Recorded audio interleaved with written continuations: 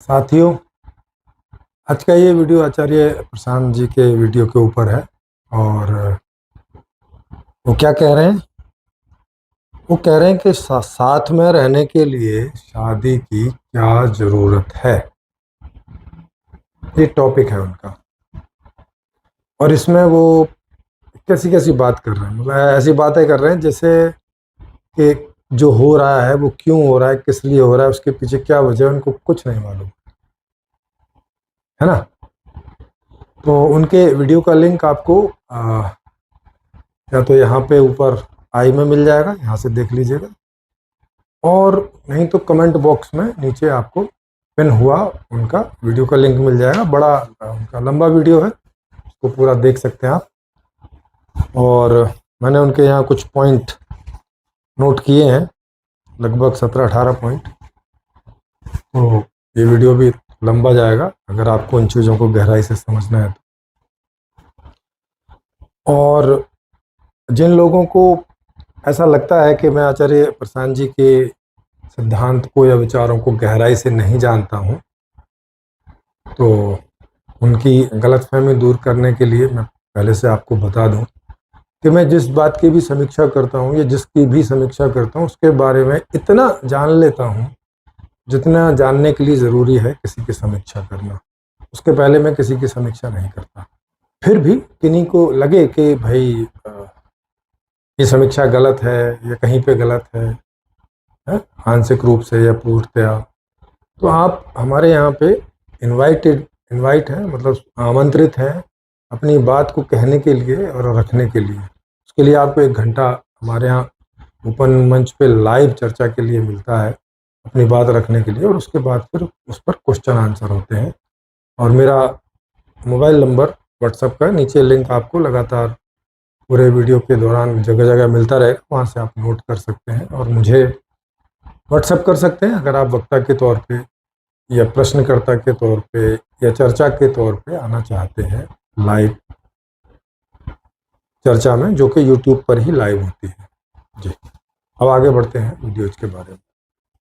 तो वीडियोज के बारे में कह रहे हैं कि जैसे शादी होती है और हम पूरे समाज को इकट्ठा कर लेते हैं, करते ही हैं।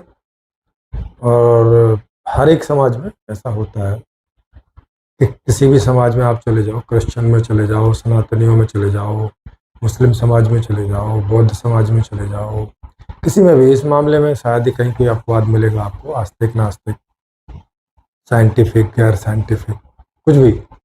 तो आचार्य प्रशांत कह रहे हैं कि जब हम दूसरे संबंध बनाते हैं, जैसे किसी को दोस्त बनाते हैं या बाहर किसी को बहन बना लेते हैं या अंकल बना लेते हैं, भाई वहाँ तो हम लोग पार्टी नहीं करते, वहाँ तो कोई बैंड वैंड नहीं बजाते इस तरह से करते कि 100-200 500 1000 लोगों को इकट्ठा किया और बैंड बजा के घोषणा करते हैं कि आज से ये मेरी पत्नी है और या मैं इसका पति हूँ टाइप का करके। तो जब बाकी रिश्तों में नहीं करते ऐसा कुछ, तो इस रिश्ते में करने की भी क्या ज़रूरत है? क्यों करते हैं ऐसा? आपको बात सुन के लगेगा बात तो ठीक ही है भाई, बाकी रिश्ते में तो हम नहीं ऐसा ऐसा हुड़दंग उतारते और इस तरह का अनाउंस करते। और बाकी रिश्ते तो कोई मित्र बन गया तो बन गया, बना लिया, किसी को धर्म बहन बनाया, बना लिया, किसी को अंकल आंटी बनाया, बना लिया। वहाँ तो कोई पार्टी, कोई इस तरह की चीज़ें होती हैं। तो पहले इस बात को समझें कि शादी वाले रिश्ते को सार्वजनिक क्यों किया जाता है, क्या कारण है इसका। तो आचार्य प्रशांत जी को तो शायद पता नहीं, क्योंकि पता होता तो वो इस तरह की बात नहीं करते, लेकिन मैं आप सब लोगों के सामने इस बात को रखना चाहूँगा। पता तो आप लोगों को भी होगा और हो सकता है आचार्य प्रशांत जी को भी पता हो, लेकिन इस तरह से नहीं पता होगा जिस तरह से मैं आपको यहाँ पे बताने का प्रयास करूँगा। देखो,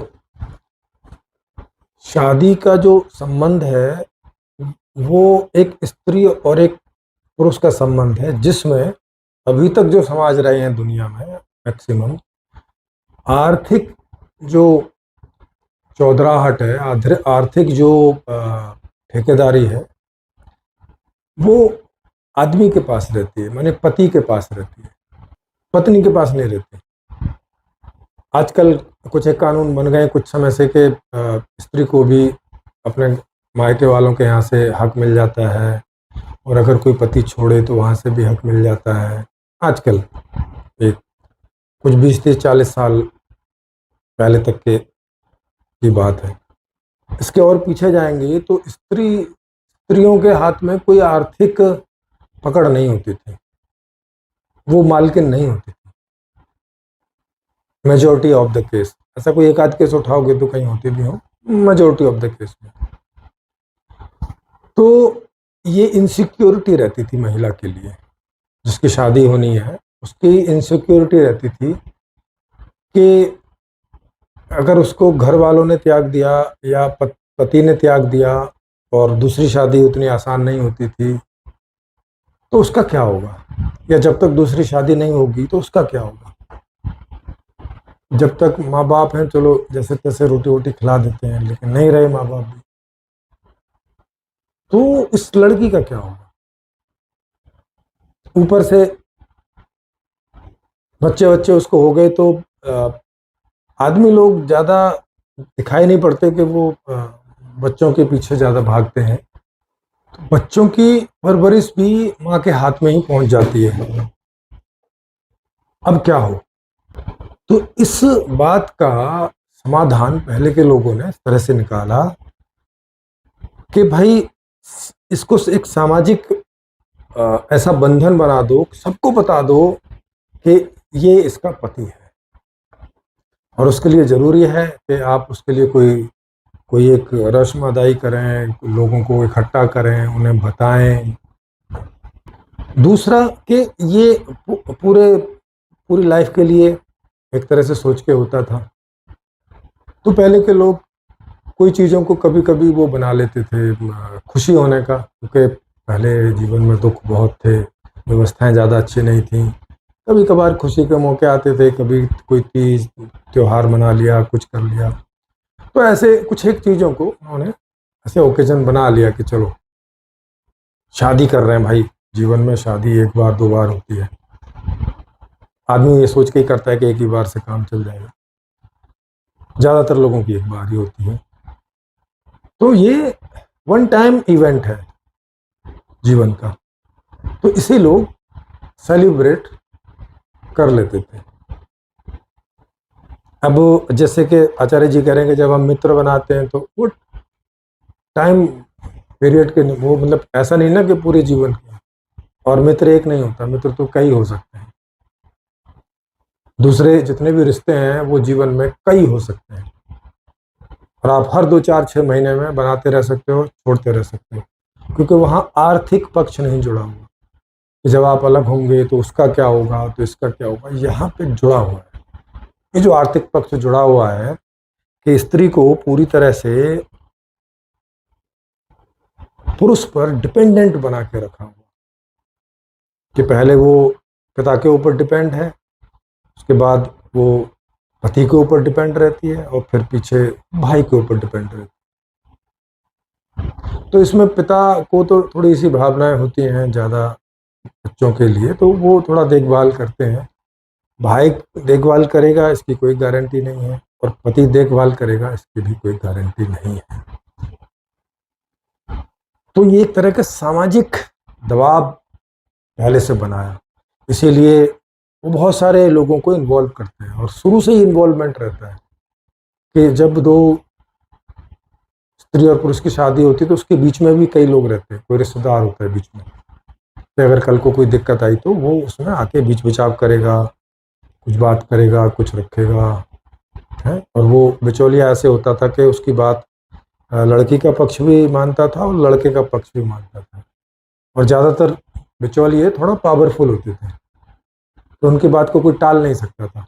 ऐसे ही लोगों को लोग बिचौलिए बनाते थे, जैसे आज भी बनाते हैं। अगर किन्हीं दो परिवारों में या कहीं दो उसमें झगड़ा हो जाए तो कोई जो पावरफुल होगा कोई, उसको दो लोग बीच में डाल लेते हैं कि भाई ये थोड़ा दोनों का ख्याल रखेगा, अन्याय नहीं होने देगा, और उसके पास ताकत है, अगर दोनों में से कोई एक अन्याय करना चाहे तो ये उसे कंट्रोल कर सकता है। तो मुख्य रूप से इस बात के लिए समाज को बीच में लाया गया, सामाजिक प्रेशर लाया गया और इसको रखा गया कि ये ऐसा रिश्ता है, ये है, वो है, और समय समय पे उस पर थोड़े बहुत कानून बनते रहे। जैसे जैसे लोग देखते रहे कि उसके बावजूद औरतों के साथ अन्याय हो रहा है, औरतों को कभी भी छोड़ दिया जाता है, कुछ हो जाता है, तो फिर हम देखते हैं अभी कि स्त्रियों के पक्ष में धीरे धीरे जब से लोकतांत्रिक व्यवस्था आई है तो थोड़े और कानून बनने शुरू हो गए। तो ये सिलसिला ऐसा नहीं कि अभी है, ये सिलसिला पहले से ही चला आ रहा है। जब से आदमी ने सिविलाइज होना शुरू किया तब से ये सिलसिला चला आ रहा है, क्योंकि स्त्री आर्थिक रूप से कमजोर रही है और वो स्थिति अब तक कंटिन्यू है। अभी भी कोई स्त्री बहुत सही ढंग से सिक्योर नहीं हो गई। अभी नियम बन गए, कानून बन गए उसके पक्ष में, लेकिन वो अभी भी वो कानूनों का सहारा लेती नहीं, छोड़ देती है। इस वजह से ये जरूरी है कि जब भी वो किसी लड़की की शादी हो किसी लड़के के साथ में, तो उसे एक ऑर्गेनाइज वे में सब लोगों को बताया जाए, सब लोगों को इनवाइट किया जाए, उनको गवाह बनाया जाए, है ना। मुस्लिम उसमें तो वो बाकायदा गवाही लिखी जाती है, और यहाँ भी आप सरकार में इसका रजिस्ट्रेशन कराने जाएंगे तो वहाँ भी 2-3 लोगों की गवाही लगती है, वो भी ऐसे ही नहीं मान लेते। तो ऐसा क्यों किया जाता है? ऐसा स्त्री के भविष्य को सिक्योर करने की दृष्टि से मात्र ये किया जाता है। और दूसरा है कि जीवन में एक बार शादी होती है तो लोग थोड़ा उसको यादगार बनाने के लिए उसको थोड़ा एंटरटेन टाइप में उसे करते हैं कि भाई जीवन में एक बार हो रही है तो याददाश्त रहे कि ये हुआ। इसलिए जब से वीडियोग्राफी शुरू हुई तो लोग वीडियोग्राफी कराने लगे उसकी, वो सबूत भी होने लगा। मेन मुद्दा क्या रहा? आर्थिक इनसिक्योरिटी का। आर्थिक जो है सुरक्षा है स्त्री की, क्योंकि वो उसको इंडिपेंडेंट बना के नहीं रखा गया जैसे पुरुष को रखा गया। अब तक की जो व्यवस्थाएं हैं अधिकतम वो पुरुष प्रधान रही, तो पुरुष ने ही ये सारी संस्कृतियां बनाई, क्योंकि बेटी पुरुषों की ही होती है ना। एज ए पति वो इस बात की तरफ बहुत ध्यान ना दे, लेकिन एज ए बाप तो देगा। बाप तो चाहेगा कि मेरी बेटी का जो फ्यूचर है वो इनसिक्योर ना रहे, वो असुरक्षित ना रहे। तो ये परंपराएं इस आधार से चलाई गई। लॉजिकल रूप से बात ठीक है कि भाई हम इतने दूसरे सारे अपने रिश्ते बनाते हैं, वहां तो इस तरह का नहीं करते, तो इसमें भी करने की क्या जरूरत है? बात सही है, इसमें भी कोई ऐसी करने की जरूरत नहीं है। लेकिन अगर कोई इसे एंटरटेन के रूप में लेने लगे, अच्छा कि भाई चलो इसको जॉय करे, इसमें बुरा भी क्या है? कोई बुरा नहीं है। दूसरे रिश्तों को भी जॉय कर सकते हैं कि भाई चलो आज मित्र बने, चलो भाई आज पार्टी करते हैं, वो भी किया जा सकता है। तो कई लोग करते भी हैं, अच्छे दोस्त बनने पे कई लोग पार्टियां करते हैं। तो सुखी होने का जो मौका मिले वो कर लेना चाहिए, उसमें क्या बुरा है? अच्छा जी। और सरकार के लिए वो बोल ही रहे हैं कि भाई देखो सरकार कोई नियम बनाती है तो चलो उसको एज ए फॉर्मल रूप से उसको मान लो। भाई तो सरकार जिस वजह से रूल बना रही है और उसे फॉर्मल रूप से मान लो कह रहे हो, उसी तरह से जो समाज के नियम हैं वो भी ऐसे ही फॉर्मल ही होते हैं। जैसे सरकार किन्हीं नियमों को कोई वजह से बनाती है। सरकार बनाती है कि आपको रजिस्ट्रेशन करना होगा शादी करने के बाद में, अगर आप रजिस्ट्रेशन नहीं करते हैं तो फिर वो शादी वैध नहीं मानी जाएगी, या कभी कोर्ट कचहरी का कोई लफड़ा हुआ तो वहाँ नहीं माना जाएगा, या दिक्कत आएगी आपको बहुत, तो आप रजिस्टर्ड कर लें। तो क्यों करते हैं वो? इसलिए करते हैं कि सरकार देखती है कि बहुत सारे केसेस आते हैं और फिर एक लंबी प्रक्रिया यही सिद्ध करने में चली जाती है कि इनकी शादी हुई है कि नहीं हुई। तो अगर रजिस्ट्रेशन किए हुए होंगे तो ये पचड़ा तो खत्म हो जाएगा कम से कम, समझ रहे हो। और जो पति है उस वो थोड़ा सा लायबल बनेगा अपनी पत्नी के लिए, है ना, कि उसे पता है कि रजिस्ट्रेशन हो रखा है, सब सरकार में मेरी इन्फॉर्मेशन है कि मैं ऐसा हो रखा हूँ, समाज में तो है ही है। फिर ये कह रहे हैं कि रीति रिवाज जो हैं वो घिनौने हैं, मैं सारे रीति रिवाजों की बात नहीं करता, कोई रीति रिवाज कोई ऐसे हो भी सकते हैं, कोई ऐसे, लेकिन मोस्ट ऑफ द रीति रिवाज जो बनाए जाते हैं किन्हीं चीज़ों को मध्य में रख के बनाए जाते हैं। कोई भी हो, कभी भी जो रीति रिवाज बनाए गए होंगे उस समय की सिचुएशन के हिसाब से, उसके पीछे कोई कारण रहता है, क्योंकि आदमी बिना कारण के कुछ कुछ चीज़ बनाता नहीं है। एक कारण जैसे मैंने आपको बता दिया, दूसरा कारण ये है कि आदमी अपने जो ऐसे महत्वपूर्ण इवेंट हैं, महत्वपूर्ण घटनाएं हैं जीवन की, उनको जो है दूसरे लोगों के साथ शेयर करना चाहता है, यादगार बना के रखना चाहता है, अपने दोस्तों के साथ, अपने रिलेटिव्स के साथ। क्योंकि शादी करते तो किन लोगों को बुलाते हैं, कोई ऐसे आम चलते लोगों को तो बुलाता नहीं सड़क पे कि आ जाओ भाई साहब, उसमें रिलेटिव्स इकट्ठे होते हैं। इस बहाने सभी रिलेटिव से मिलना भी हो जाता है। आजकल तो लोग रिलेटिव्स के पास आसानी से चले भी जाते हैं, लेकिन पहले तो दूर दूर गांव हुआ करते थे और पहुंचने में ही कई दिन लग जाते थे, जिन लोगों की मतलब दो शादियां होती, तो सालों में कभी कभार ऐसे मौके आते थे कि वो एक जगह होके एक दूसरे से मिल लेते थे। ये भी कारण था इस तरह की चीज़ों का। तो ऐसे छोटे छोटे बहुत सारे कारण हैं, और हम गिनेंगे तो और बहुत सारी चीज़ें निकल के आएंगी। दूसरा कि किन्हीं चीज़ों को सुखद इवेंट बनाने में तो कोई दिक्कत है नहीं।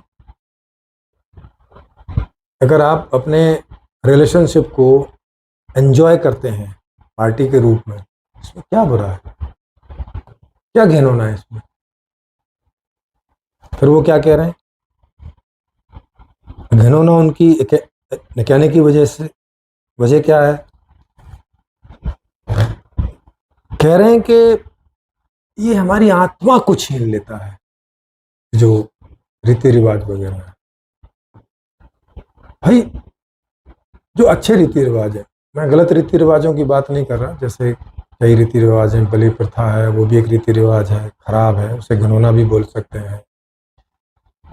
और विधवा विवाह नहीं होता था, ये एक प्रथा थी, इसे भी घिनौना बोल सकते हैं। सती प्रथा थी, इसे भी घिनौना बोल सकते हैं। इस तरह के कुछ घिनौने रीति रिवाज हो सकते हैं, लेकिन अच्छे रीति रिवाज भी होते हैं। सारे रीति रिवाजों को घिनौना बोल दोगे, क्या मतलब इस बात का? मतलब जीवन का उद्देश्य क्या है फिर? अगर आप एंजॉय नहीं करते अपने जीवन को, अपने जीवन की महत्वपूर्ण घटनाओं को, कम से कम, मैं तो कहता हूं कि जीवन के हर पल को एंजॉय करना चाहिए, वही जीवन का उद्देश्य है। और उस तरह की व्यवस्था ही होनी चाहिए। अभी नहीं है, ये भी बात मैं बाद में बताऊंगा कि अगर इस तरह की व्यवस्था आप कर दोगे तो कम से कम इस तरह की चीज़ें नहीं रहेंगी। एंजॉयमेंट तो फिर भी रहेगा, वो मैं आपको, ये जब बातें पूरी हो जाएंगी तब मैं आपको इसके समाधान के बारे में बताऊंगा कि क्या होने से जो ये खराब खराब टाइप के रीति रिवाज हैं, या किसी अच्छे रीति रिवाज में भी जो खराब टाइप की कोई चीज़ है, वो जिस कारण से है, तो वो कैसे हटेगी, उसका सॉल्यूशन मैं इस वीडियो के अंतिम भाग में, जब ये पूरा हो जाएगा, तो वो एक्सप्लेन करूँगा। तो इसलिए पूरा वीडियो देखने की कृपा करें, ताकि अगर पूरी बात समझ नहीं आती। तो ये कहते हैं कि इससे हमारी आत्मा छीन जाती है, या छीन ली जाती है समाज के द्वारा। कहाँ छीन जाती है? आपको शादी करनी है करो, नहीं करनी है नहीं करो, कहाँ छीनती है? लेकिन सोचो, आप थोड़ा बाप बनकर, भाई बन के सोचो कि आपकी बहन है या बेटी है, आपने उसकी शादी की और ऐसी गुपचुप कर दी, या उसने कर ली, आपको भी नहीं इन्वॉल्व किया, किसी को भी नहीं किया। जैसे होता है कई कई घटनाओं में कि प्रेम विवाह लोग कर लेते हैं, और अक्सर प्रेम विवाह घर वालों के से खिलाफ होके, समाज से खिलाफ होके होते हैं। और फिर क्या होता है उनका कि वो प्रेम का बुखार कई बार बहुत जल्दी उतर जाता है, 6 महीने बाद, साल भर बाद आदमी अपनी राह निकल जाता है और स्त्री रह जाती है। अब उसे घर वाले भी नहीं एक्सेप्ट करते। अब क्या होगा उस स्त्री का, मुझे बताओ क्या होगा?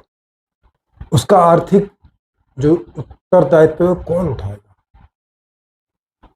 पति ने छोड़ दिया, इधर भाई और पिता ने छोड़ दिया, अब क्या होगा? तो या तो अब वो मजबूरी में उसके नीचे दलती रहेगी, उस पति के नीचे, अगर इस दबाव में रहेगी कहीं ये निकाल ना दे, उसकी जो ज्यादतियां हैं उनको भी सहेगी अगर वो इस प्रकार का आदमी है तो ये प्रॉब्लम होगी कि नहीं होगी? बाप और भाई बनकर सोचो, और वो आपकी बहन है या बेटी है, आपको अच्छा तो लगेगा नहीं, क्या करोगे उसको? चलो आपने करके उसको बुला भी लिया कि चलो भैया यहाँ रहो, रोटी पानी खाओ। दूसरी शादी नहीं इजीली होती थी किसी स्त्री की। पहले आप देखते ही थे कि स्त्री की दूसरी शादी बहुत मुश्किल होती थी।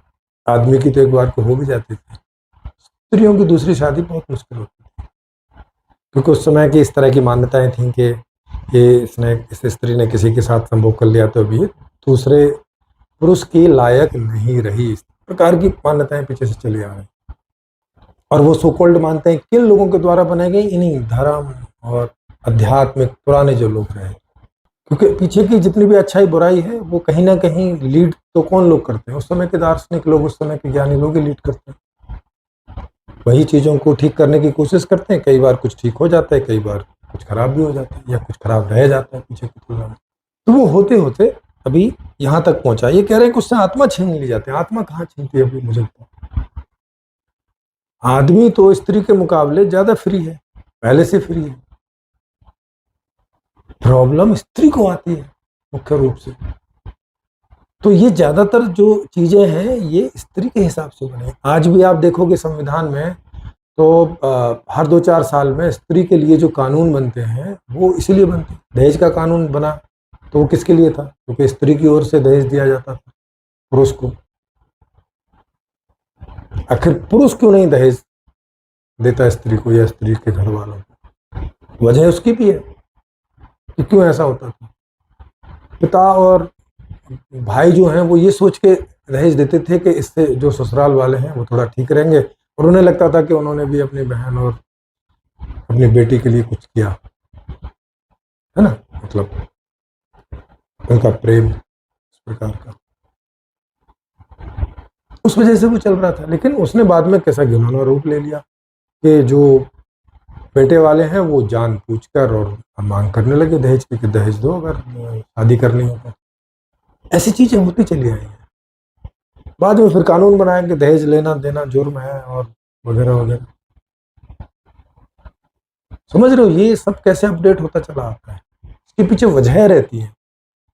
और आज भी जो स्त्री फाइनेंशियली इंडिपेंडेंट नहीं है, आर्थिक रूप से स्वतंत्र नहीं है ठीक ढंग से, तो अभी ये समस्या सुलझती नहीं है।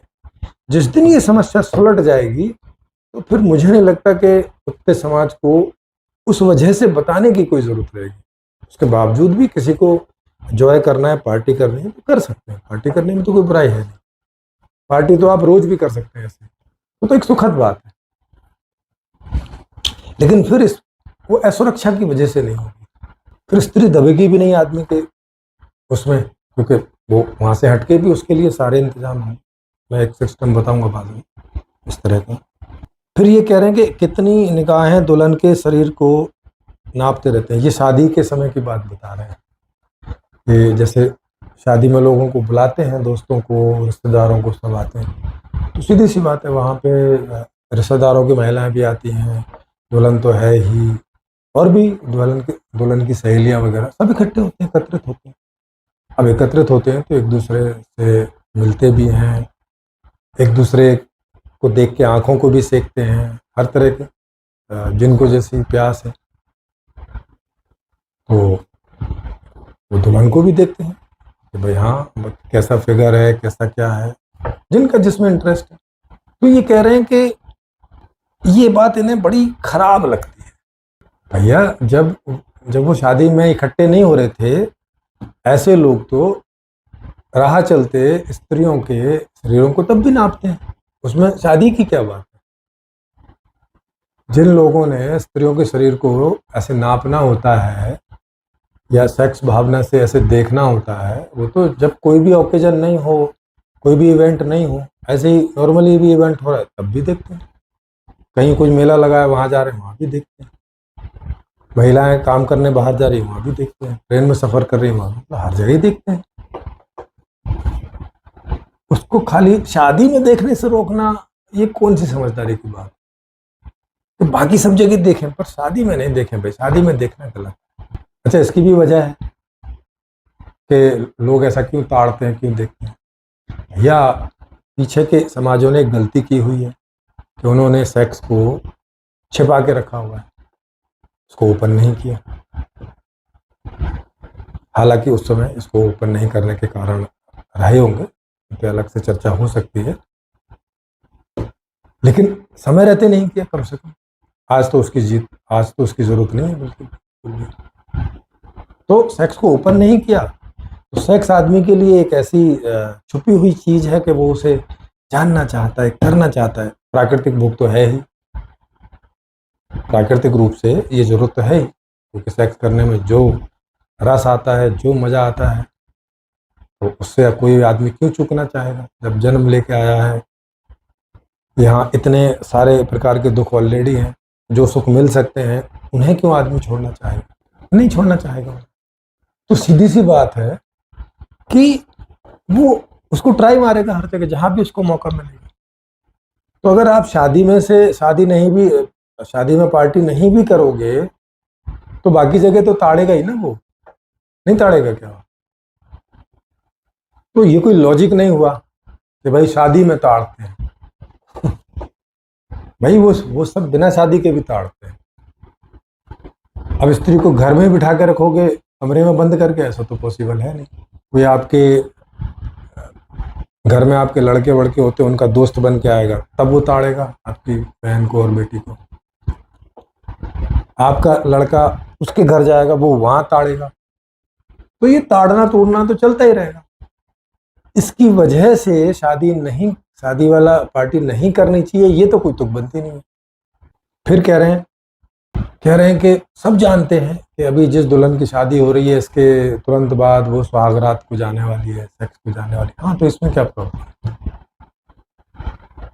मतलब अगर ये पार्टीबाजी नहीं करते और चुपचाप शादी कर लेते, तब नहीं सुहागरात करते, तब नहीं सेक्स करते, तो कॉमन बात।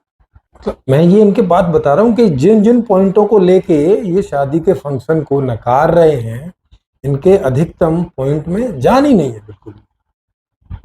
वो ऐसे ही खामखा के हैं। मतलब क्या बिना पार्टी के, बिना लोगों को बताए शादी करो, जैसे कि कुछ जो लोग लव मैरिज करते हैं, नहीं बताते किसी को, मान लिया चुपचाप कर लेते, क्या वो उसके बाद सेक्स करने नहीं जाते? जाते हैं। तो फिर पार्टी में शादी करके फिर सेक्स करने जाएंगे, इसमें क्या प्रॉब्लम है? इससे आपको थोड़ा सा समझ में आएगा कि आचार्य प्रशांत जी को शायद सेक्स से बहुत कुंठा है, इसीलिए वो उसे हर जगह कोई ना कोई बहाना ऐसा ढूंढते रहते हैं कि इसे नकारें, इस पे कुठाराघात करें। ये जो इतनी प्रेमपूर्ण, इतनी सुखपूर्ण एक प्रक्रिया है संभोग की, सेक्स की, उसके प्रति कुंठा से भर गए कि जहां उसका कोई मतलब भी नहीं है बोलने का, वहां पर भी उसे बोल रहे हैं।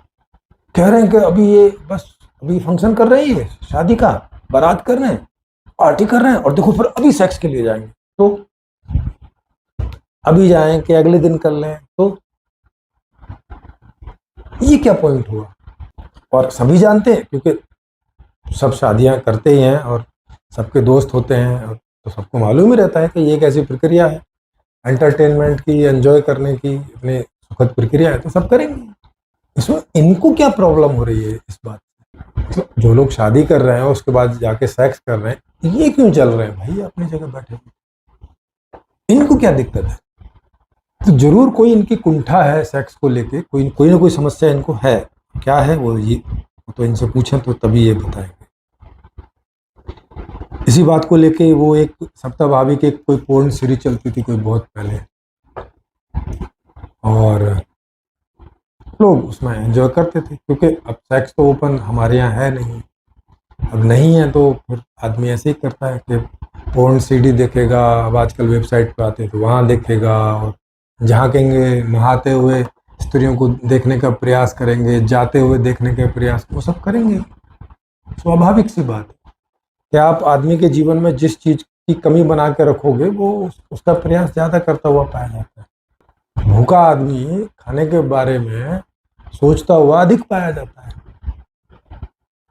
जबकि जिनको खाना आसानी से उपलब्ध है वो नहीं इतना सोचते, भूख लगी तब सोचते हैं, और जो खाना है खाया और अगले टाइम तक फिर रह जाते हैं। लेकिन जो भूखा है, जिसे खाना उपलब्ध नहीं है, वो खाना खाने के बाद भी नहीं चुप बैठता है, वो सोचता रहता है अगले समय का क्या होगा, कैसे होगा, कहाँ से आएगा।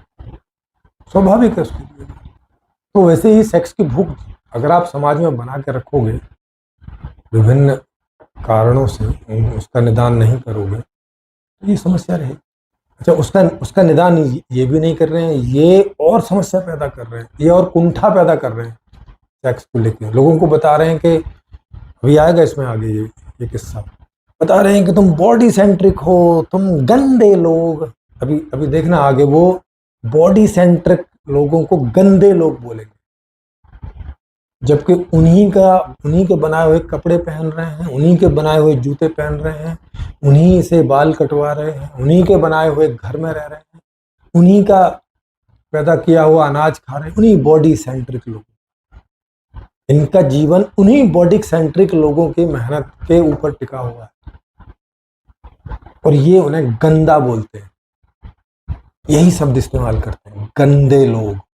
अब सोचो कि इनके अंदर लोगों के प्रति क्या परसेप्शन है, क्या दृष्टिकोण है कि कोई आदमी बॉडी सेंट्रिक है। बॉडी सेंट्रिक का मतलब है कि वो अपने आप को शरीर समझता है कि मैं एक बॉडी हूँ, कि मैं एक बॉडी हूँ। इनके बॉडी सेंट्रिक की परिभाषा शरीर केंद्रित व्यक्तित्व, कोई एक गंदा व्यक्तित्व बोलते हैं, कहते गंदा आदमी है ये, डर्टी मैन टाइप का।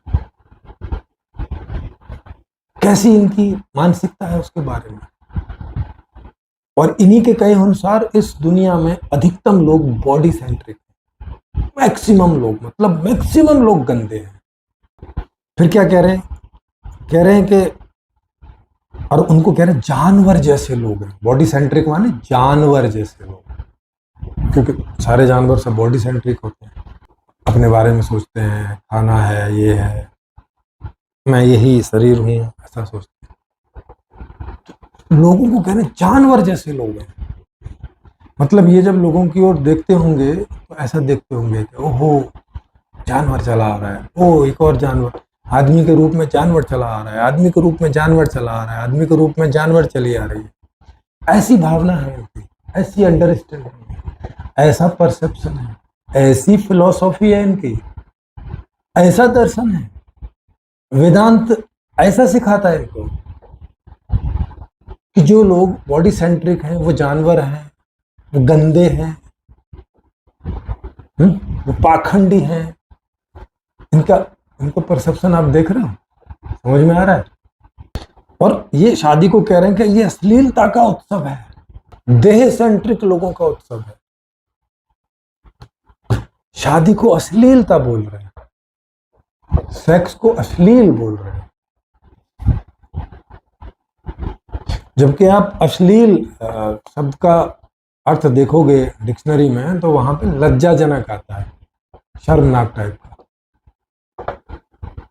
क्या शर्म है भाई, सेक्स में क्या बुराई है, या किन्हीं के साथ शादी करने में क्या बुराई है, या उसको उत्सव बनाने में, एक त्योहार बनाने में, या एक पार्टी बनाने में क्या बुराई है इसमें? क्या समस्या है? पर ये इसे बोल रहे हैं बॉडी सेंट्रिक लोगों का उत्सव, देह, अपने आप को देह मानने वालों का उत्सव बता रहे हैं। ठीक है भाई, देह मानने वाले अपना उत्सव नहीं कर सकते क्या? इसमें आपको क्या एलर्जी है, आपको क्या प्रॉब्लम है? आप क्यों उन्हें ऐसी गंदी दृष्टि से देख रहे हो? ये सारे सवाल जब कभी ये मिलेंगे तो इनसे पूछेंगे। फिर ये अब कह रहे हैं कि देखो उत्सव कैसी चीजों में मनाने चाहिए। कह रहे हैं कि कभी आप डर को जीत लो, उसका उत्सव मनाओ, कभी मन को जीत लो तो उसका उत्सव मनाओ, कभी अपने इंद्रियों पे या वृत्तियों पे विजय प्राप्त कर लो तो उसका क्यों नहीं उत्सव बनाते हो, उसकी क्यों नहीं पार्टी करते हो? भाई ये तो आदमी तय करेगा कि उसे कौन सी चीज उत्सव मनाने जैसी लगती है, ये तो उसके ऊपर है ना। हो सकता है कोई चीज आपको उत्सव मनाने जैसी लगती हो, उसका उत्सव आप मना। हो सकता है दूसरे को कोई दूसरी चीज उत्सव मनाने जैसी लगती है तो वो उसका उत्सव मनाए। दूसरा कि अभी 90% से ज़्यादा जनता तो गरीब है। उत्सव मनाने के लिए पैसा चाहिए, वो सब तो है नहीं। तो वो ऐसे गिनती की चीज़ों को उत्सव बना लेते हैं कि भाई चलो, जो रेयर चीज़ हमारे जीवन में घट रही है या एक दो बार कोई घटनाएं घटती हैं तो उनको पार्टी बना लो, तो बना लेते हैं। शादी उसमें से एक है।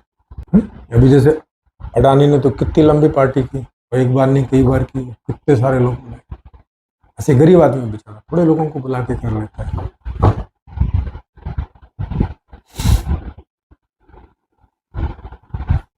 क्या दिक्कत? कह रहे कि चेतना की चुनौतियों को जीतने पर पार्टी होनी चाहिए। अब चेतना की चुनौती क्या क्या बोलते हैं? जैसे कि आपको मान लिया हिमालय पे चढ़ना है, तो आप चढ़ गए तो सफल हो गए, मतलब तो अब पार्टी करो। तो करते हैं कई लोग जीवन में ऐसी चीजें पाके जो थोड़ी कठिन होती हैं, मुश्किल होती हैं, उसकी पार्टी होती है। आप पूरे कहीं कहीं भी जाके देख लो, जैसे आप उद्योगपतियों के यहाँ जाओगे या उधर जाओगे तो उन्हें जब कभी बड़ा कोई मिलता है टेंडर, या कोई बड़ा ठेका मिलता है, कोई बड़ा काम मिलता है, पार्टी होती है। कुछ भी बड़ा अचीवमेंट होता है कंपनी के द्वारा, किसी आदमी के द्वारा, तो लोग करते हैं। जो जिनके पास पैसा है, जो कर सकते हैं, वो करते हैं पार्टी। ऐसा थोड़ी कि वो लोग करते ही नहीं है, करते हैं जो कर सकते हैं। मैं तो कहता हूँ कि हर क्षण पार्टी वाला होना चाहिए, पर अभी तक ऐसी व्यवस्था आई नहीं है कि हर क्षण पार्टी वाला हो सके।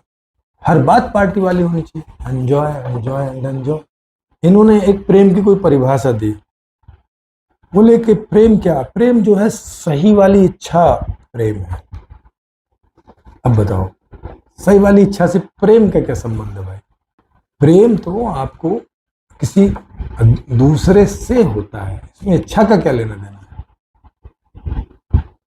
कोई आपको अच्छा लगता है, कोई किसी बात के लिए आपको आकर्षक लगता है, या आपका आकर्षण प्राप्त करता है किसी भी रूप में, उसका कोई व्यवहार अच्छा लगता है, उसकी कोई बात अच्छी लगती है, उसका चेहरा अच्छा लगता है, कुछ भी, और उस लगाव से, उस संबंध से, क्योंकि जिससे आप संबंधित होंगे, जिससे आप लगाव करेंगे, जिससे आप सुखी होंगे, आप खुद भी चाहेंगे कि ये भी सुखी रहे हमेशा। क्योंकि आप ये तो नहीं चाहेंगे कि ये मेरे आसपास लंबा चेहरा करके रहे, ऐसे मतलब चेहरा उतरा हुआ करके रहे, दुखी होकर रहे, आपको भी अच्छा नहीं लगेगा। तो उसको सुखी बनाने के लिए आप जो संभव आपसे होता है आप वो करते हैं, इसी को प्रेम बोलते हैं। माने जब दूसरे के सुख और दुख से मैं प्रभावित होने लगूं, कि दूसरे के दुख से मैं दुखी होने लगूं, दूसरे के सुख से मैं सुखी होने लगूं, तो इसे कहेंगे कि मैं उनसे प्रेम करता हूं। प्रेम का तो ये संबंध है। या कोई लोग वस्तुओं पर भी इसको आरोपित कर देते हैं कि भाई ये कुर्सी मुझे अच्छी लगती है, ये बाइक मुझे अच्छी लगती है, उसमें आकर्षित होते हैं, उसको वो प्यार करते हैं, चाहते हैं। खैर सही वाली इच्छा ही प्रेम है। पता नहीं इन्होंने ऐसा करके क्यों बोला। फिर वो बॉडी ओरिएंटेड, जो बॉडी आइडेंटिफाइड लोग हैं, उनको वो गंदे लोग, बहुत गंदे लोग, ऐसा शब्द इस्तेमाल करते हैं, बहुत गंदे लोग हैं। बॉडी आइडेंटिफाइड लोगों को वो बहुत गंदा समझते हैं। आप सोच सकते हो। अब आप जितने भी इस वीडियो को देखने वाले लोग हैं, वो जब कभी आचार्य प्रशांत जी के यहाँ जाएं या जाना चाहें, तो ये बात सोच लीजिएगा कि वो पहली नज़र से ही आपको गंदा करके देखते हैं, ऐसे कि बॉडी आइडेंटिफाइड आदमी आ रहा है, गंदा आदमी आ रहा है, बहुत गंदा आदमी है, ऐसे दिखते हैं। और आपका कोई व्यवहार उन्होंने देख लिया कि बॉडी सेंट्रिक है, बॉडी आइडेंटिफाइड वाला है, आप तुरंत ही डिक्लेयर कर देंगे, आपको डांटने लगेंगे, आपको जो है बुरा भला कहने लगेंगे, आपको वो फील कराने की कोशिश करने लगेंगे कि क्या बोलते हैं उसको, जैसे आपने कोई सिन कर दिया हो, पाप कर दिया हो आपने। बॉडी आइडेंटिफाइड होना जैसे पापी हो। फिर बाद में बता रहे हैं कि अब तो एआई आ रहा है, एआई आर्टिफिशियल इंटेलिजेंस, जिससे कि आप हूबहू किसी आदमी को ऐसे बना सकते हैं, उसकी आवाज़ की भी नकल कर सकते हैं। और कोई ऐसा कर रहा है कि उनकी आवाज़ में और उनके उसमें कुछ सेक्सुअल टाइप के वीडियोस बना रहे हैं, ऐसा कोई, हालांकि मुझे तो कोई वीडियो देखने में आया नहीं इनका ऐसा अभी तक। हो सकता है कोई ऐसा बना भी रहा हो और कोई वीडियो वायरल भी हो रहा हो, तो पता नहीं मुझे नहीं कभी ऐसा कहीं देखने में आया है यूट्यूब पर तो, या और कहीं भी।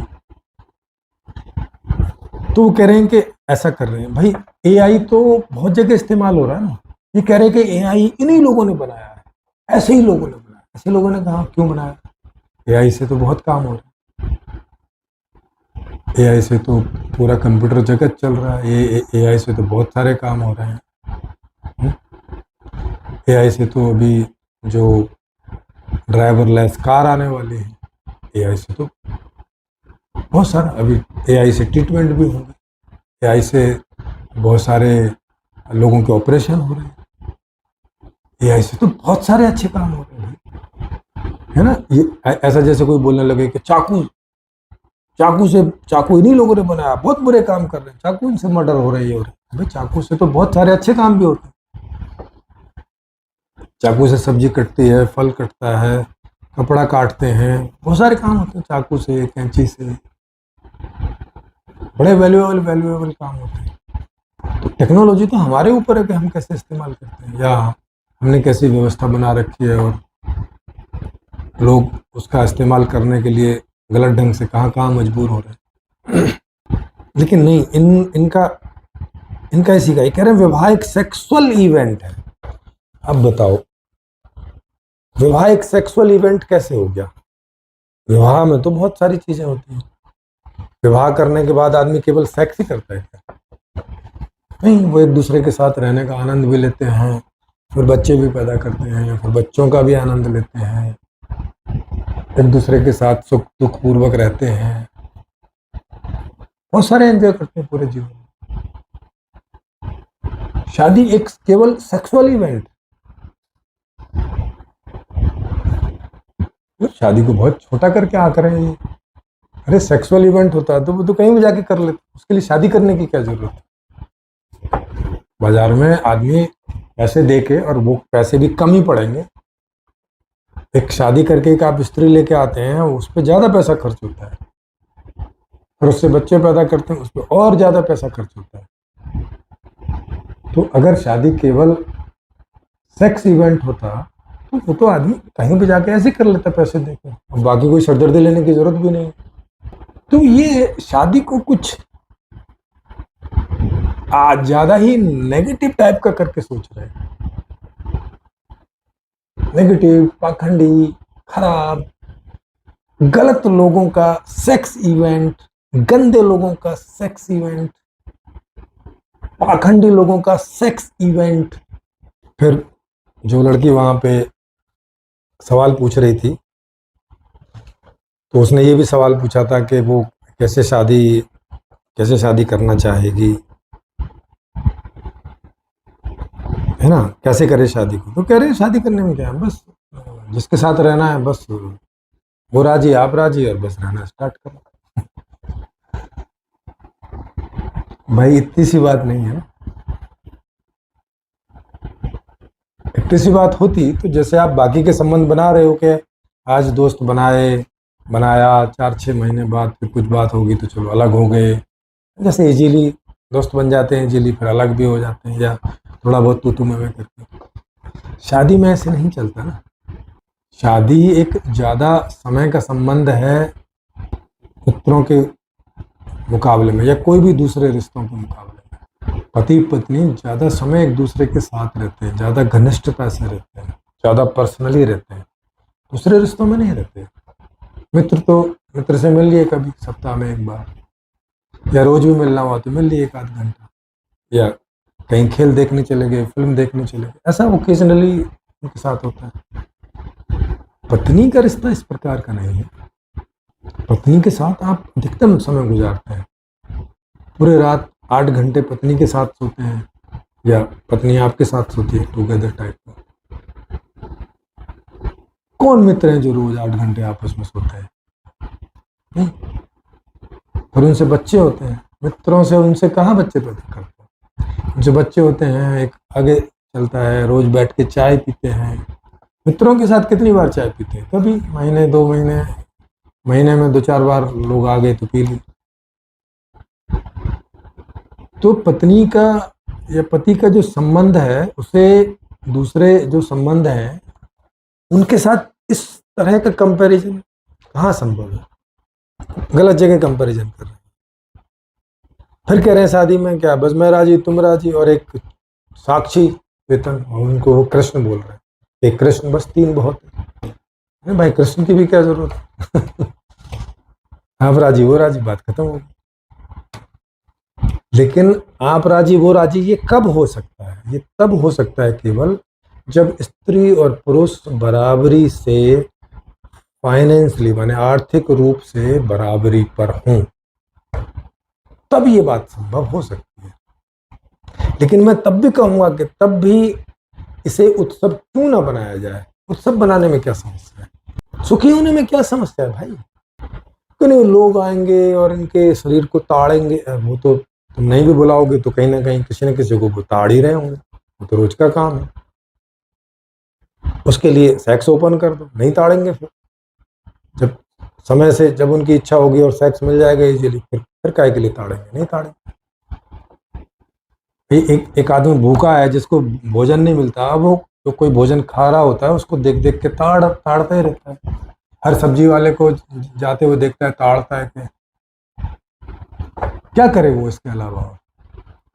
तो उसके लिए ऐसी ऐसी व्यवस्था आप करो कि उसे समय से सारी चीजें मिले, तो नहीं ताड़ेगा उस तरह से। इसमें उसकी गलती नहीं है।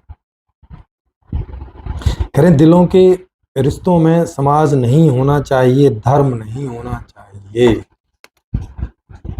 खैर धर्म के बारे में तो उन्होंने बहुत ज्यादा नहीं बोला, उसको तो छोड़ देते हैं यहाँ पे। कह रहे समाज नहीं होना चाहिए। क्या प्रॉब्लम है, क्या समस्या है?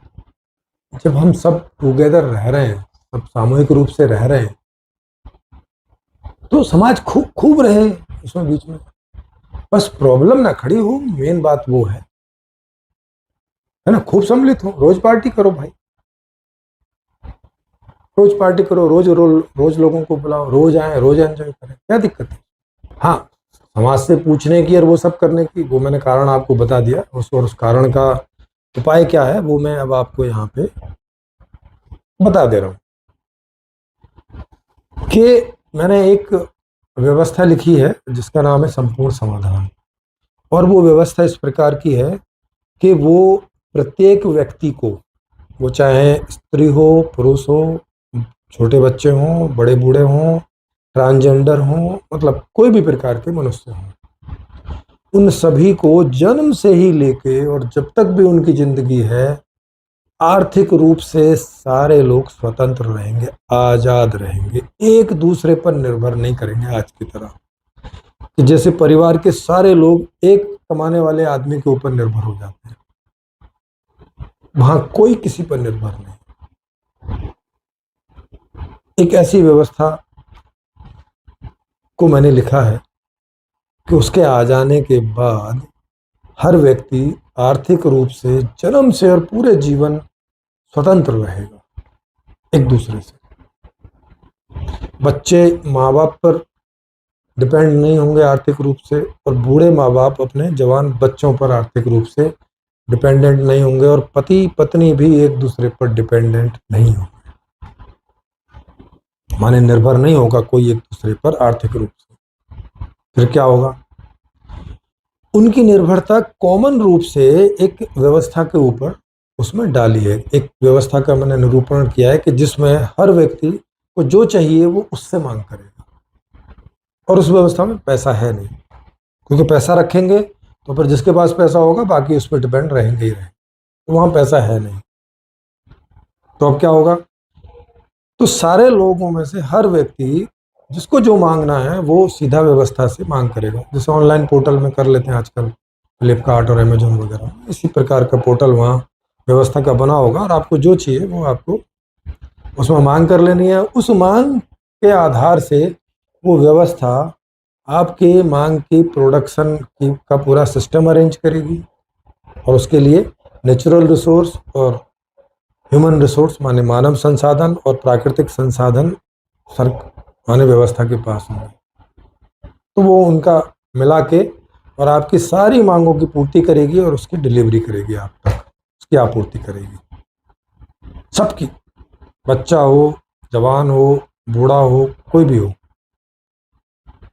तो वहां पर ये दिक्कत नहीं बचेगी कि भाई स्त्री जो है वो पुरुष पर निर्भर ही नहीं रहेगी आर्थिक रूप से, तो जब मर्जी शादी करो, जब मर्जी अलग हो जाओ। वहां आपको समाज को नहीं भी बताना है ना बताओ, बताना चाहते हो बता दो, दोनों से कोई बुरा फर्क नहीं पड़ेगा। आपको अच्छा लगता है बता दो लोगों को, नहीं बताना चाहते नहीं, किन्हीं को अपने समारोह में आमंत्रित करना है कर लो, नहीं करना है ना करो, क्योंकि उस सबकी भी व्यवस्था उस सबके का भी अरेंजमेंट व्यवस्था ही करेगी आपको नहीं करना है कुछ। क्योंकि पार्टी में क्या होता है कि लोग आके वहाँ खाना पीना खा लेते हैं, वहाँ नहीं खाते तो अपने घर खा रहे होते हैं, और कहीं ना कहीं तो खाते ही हैं, तो अलग अलग खा रहे होते हैं, यहाँ एक साथ होके खा लिया, यहाँ ज़्यादा अच्छा लगा एक दूसरे के साथ खाने में, एक दूसरे से मिल भी लिए, बातें हो गई, अच्छा ही लगता है लोगों को। और जिनको अच्छा लगेगा वो आएंगे आपके बुलाने पर भी, जिनको अच्छा नहीं लगता वो आप बुलाओगे भी तो कोई ना कोई बहाना मार देंगे, नहीं आए। तो उसमें एक फ्रीडम जैसी रहती है, बुलाने वाले की भी फ्रीडम रहती है और आने वालों की भी फ्रीडम रहती है, नहीं आने वालों की भी फ्रीडम रहती है। तो उसमें तो कोई ऐसी दिक्कत की बात है नहीं। माने उत्सुक के विरोध में जाने की तो कोई जरूरत ही नहीं। उत्सव तो सुख है, सुख प्रदान करता है आपको, अच्छा लगता है। फिर उन्होंने बोला कि भाई वो सेक्स एजुकेशन की और एक विजडम एजुकेशन की उसमें बात कर रहे हैं। वो कह रहे हैं कि सेक्स एजुकेशन तो पहली क्लास से होनी चाहिए। वो बात सही है, ये बात वो सही कह रहे हैं।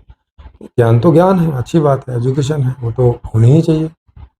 पहली क्लास से ना भी हो तो जब से उनमें वो चेंजमेंट होते हैं उसके थोड़ा सा पहले से वो ज्ञान उनको मिलना शुरू हो जाना चाहिए, ताकि उस ज्ञान से जो भी लाभ होते हैं वो उनको प्राप्त हो। नहीं तो उसके अभाव में वो आपस में कुछ भी उठपटांग करते सोचते हैं और फिर विकृतियों का, बीमारियों का, परेशानियों का शिकार होते हैं। और ये कह रहे हैं विजडम एजुकेशन, जिसमें वो आपको एक किताब भी बता रहे हैं कई, जिसमें हितोपदेश आदि है। तो इस तरह की चीज़ें कब होंगी जब ये एजुकेशन कंप्लीट, मतलब इस एजुकेशन की भी एक पॉलिसी, जैसे आज के समय में सरकार सब बच्चों को एजुकेशन देने की स्थिति में नहीं है, उतने स्कूल नहीं खोल पा रही, उतने टीचर, उतनी उनकी सैलरी, उतना सब नहीं कर पा रही, क्योंकि आजकल सब पैसे से होता है और सरकार के पास भी बजट होता है, बजट से बाहर वो भी नहीं कर सकती। तो जो व्यवस्था मैं बता रहा हूँ, क्योंकि वहाँ कोई पैसा नहीं है, तो वहाँ हर बच्चे की कंप्लीट एजुकेशन है पूरी, और चूंकि वहाँ पैसा नहीं है तो आज की भाषा में वो सब फ्री है, मुफ्त है सब कुछ, सारी व्यवस्था बच्चों की, पढ़ाई हो, लिखाई हो, कहीं घूमने जाना है, कुछ करना है, सब कुछ, एवरीथिंग। तो वहाँ हर प्रकार की एजुकेशन रहेगी, जिस बच्चे को जिस प्रकार के एजुकेशन में इंटरेस्ट है वो उसे लेता रहेगा। एजुकेशन भी कोई जबरदस्ती वाली नहीं, इंटरेस्ट वाली, जिसको जिसमें इंटरेस्ट है, जिसको जैसी विजडम चाहिए, जिसको नहीं चाहिए, सबके लिए। क्योंकि ये भी जरूरी नहीं है कि हर बच्चा विजडम चाहता हो, कोई टाइप की नहीं भी चाहे, तो ये भी उसी व्यवस्था में पॉसिबल है जिस व्यवस्था की मैं बात कर रहा हूँ, संपूर्ण समाधान व्यवस्था की। तो आज की व्यवस्था में जितनी भी समस्याएं हैं वो सब की सब गलत व्यवस्था की वजह से है, गलत व्यवस्था की वजह से। सबको एजुकेशन नहीं मिल रही है, गलत व्यवस्था की वजह से। सेक्स ओपन नहीं है, गलत व्यवस्था की वजह से। आदमी को जितने दुखों का सामना करना पड़ रहा है सब गलत व्यवस्था की वजह से। अच्छा, कुछ कुछ ठीक चीजें भी हैं, तो जितनी ठीक चीजें हो गई हैं वो भी व्यवस्था की वजह से ही है।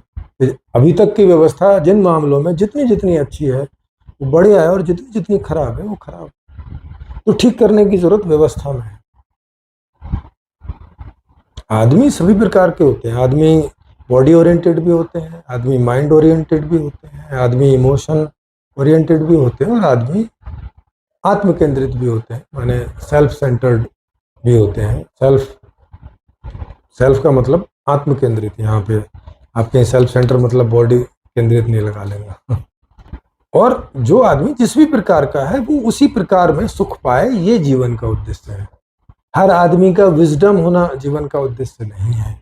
हर आदमी का आत्म केंद्रित होना जीवन का उद्देश्य नहीं है। आत्मा को जान लेना कोई जीवन का उद्देश्य नहीं होता है सबका। ये किसी का व्यक्तिगत हो सकता है। जैसे फिजिक्स में किसी की रुचि हो सकती है, सबकी नहीं होगी। किसी की बायोलॉजी में हो सकती है,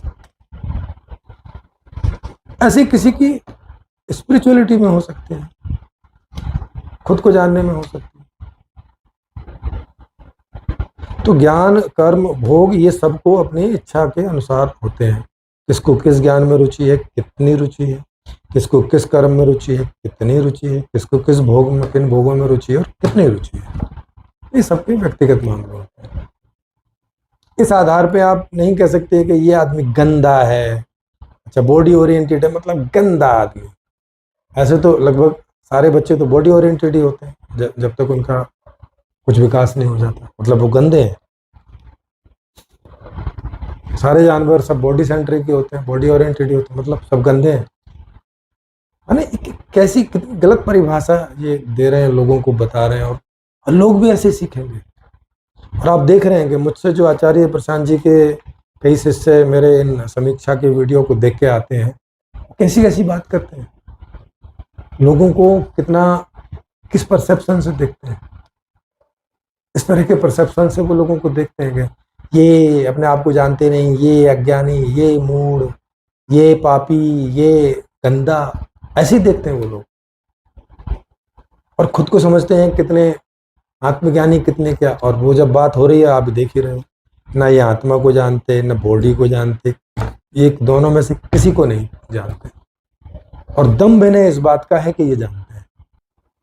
गलतफहमी इन्हें इस बात की है, आचार्य प्रशांत जी को ये बहुत बड़ी गलतफहमी है कि वो बॉडी को, मन को या चेतन को, माने आत्मा को वो जानते हो, इमोशंस को जानते हो ना। सही इच्छा को प्रेम बता रहे हैं, जबकि प्रेम एक भाव है, इच्छा नहीं है, भाव है। जैसे घृणा एक भाव है, जैसे एनिमोसिटी माने शत्रुता एक भाव है जो हम अंदर भाव रूप में अनुभव करते हैं। तो कुछ नेगेटिव भाव है, नकारात्मक है, कुछ सकारात्मक भाव है। ईर्ष्या एक भाव है, जलन, इन्फीरियरिटी एक भाव है, सुपीरियरिटी एक भाव है। तो ये सारी चीजें समझने की जरूरत है, मतलब जो लोग समझ सकें, क्योंकि सबके लिए नहीं होती है इस तरह की चीजें। तो अब आप इसमें से देख सकते हो कि वो कितनी सारी चीजों में गलतियों का शिकार है। और बाकी एक वीडियो में कुछ बोलना, दूसरे वीडियो में कुछ और बोल देना। मैंने उनके खाने के वीडियो की समीक्षा की थी, जिसमें बोल रहे थे खाना वाना कोई बहुत महत्वपूर्ण चीज़ नहीं है, मिले तो खा लो, नहीं मिले तो नहीं खाओ। तो मैंने उसकी समीक्षा कर डाली।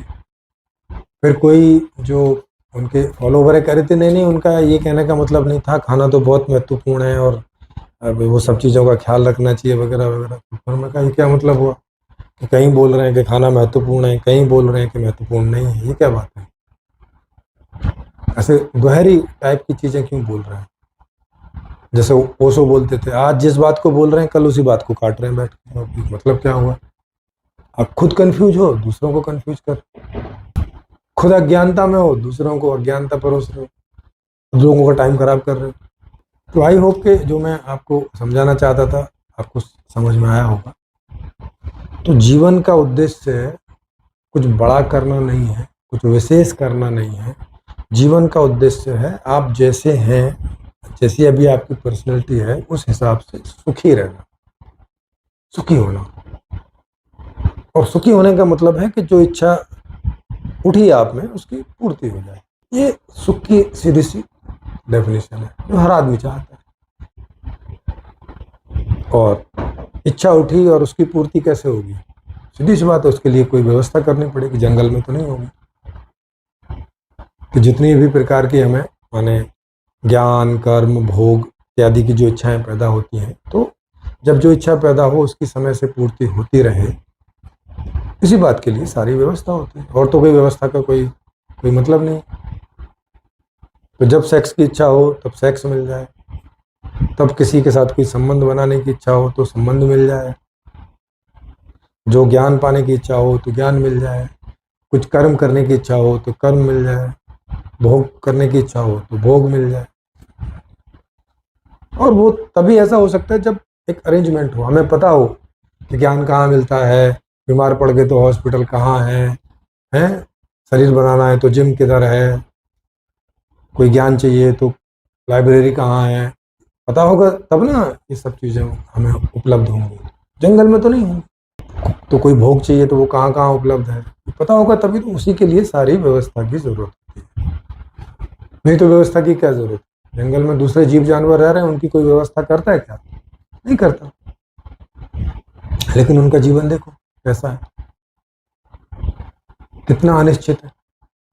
जंगल में कौन कब मर जाएगा, कौन कब किसको मार के खा जाएगा, कुछ निश्चितता नहीं। कब कौन सा दुख आ पड़ेगा सर पे, कोई व्यवस्था नहीं है उसकी। और इसीलिए आप देखते होंगे कि जंगल में कितने सारी स्पीसीज की पैदाइश बहुत ज़्यादा होती है, और फिर भी उनकी जनसंख्या बढ़ती नहीं, क्योंकि उनमें से अधिकतम मारे जाते हैं।